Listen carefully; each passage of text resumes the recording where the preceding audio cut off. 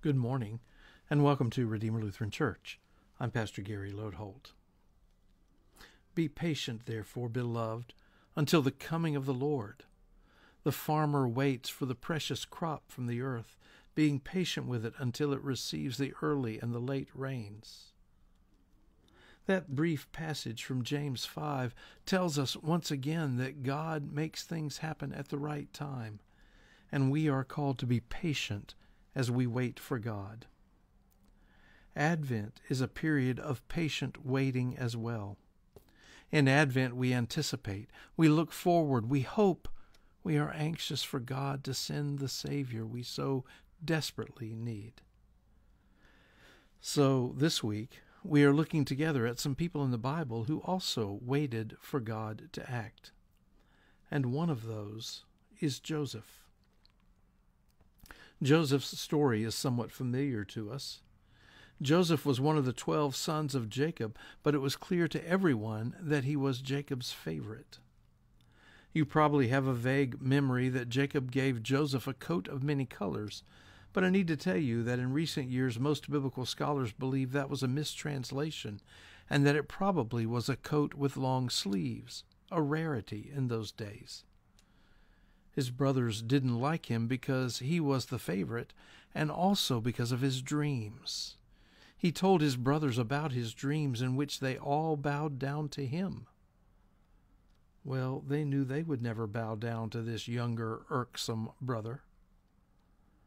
One day they'd had enough, and when Jacob sent Joseph out into the fields to check on his brothers, they ended up selling Joseph to some traders heading for Egypt and telling Jacob that they found Joseph's blood-smeared long-sleeved coat along their way home. Jacob presumed Joseph had been killed by a wild animal and grieved the loss of his son. Meanwhile, Joseph is taken to Egypt and sold as a slave to an important official named Potiphar. Potiphar's wife developed feelings and then plans for Joseph, and when she clutched at him, Joseph ran away, leaving his clothes in her grasp.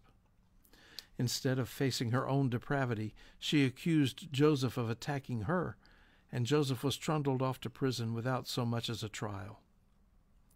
And that's when the waiting happened. Joseph languished in prison for 2 years. Imagine being in prison for 2 years, completely innocent, with no recourse but to cry out to God. Oh, how long the empty hours must have seemed to him. Oh, what bitter tears he must have wept at the injustice of it. Oh, how he must have cried out for deliverance. But seeds were being planted and nurtured. In prison, 2 other prisoners had dreams that Joseph correctly interpreted, and one of those was restored to his position as the wine taster for Pharaoh. When the Pharaoh had a dream that needed interpretation, the steward remembered Joseph. You probably remember how the story ends with Joseph being put second in command over the whole nation. And later the brothers who sold him into slavery come to buy grain and kneel before him as well. It would have been a great opportunity for Joseph to take revenge. But instead, Joseph embraced them, saying, "What you intended for evil, God meant for good." In other words, like the farmer waiting for the crops to grow and be nurtured, Joseph was able to see that God had acted like that in his life. As Joseph waited all those years, as he spent those 2 years in prison, as he thought about what his brothers had done to him, God was making things the way God wanted them to be. And in the end, Jacob, all of his sons and their families found a safe place to thrive in Egypt for a time.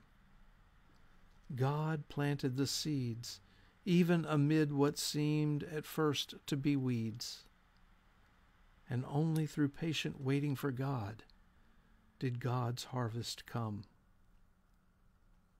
In these early days of Advent, we wait, we hope. The seed is planted, and God's harvest comes.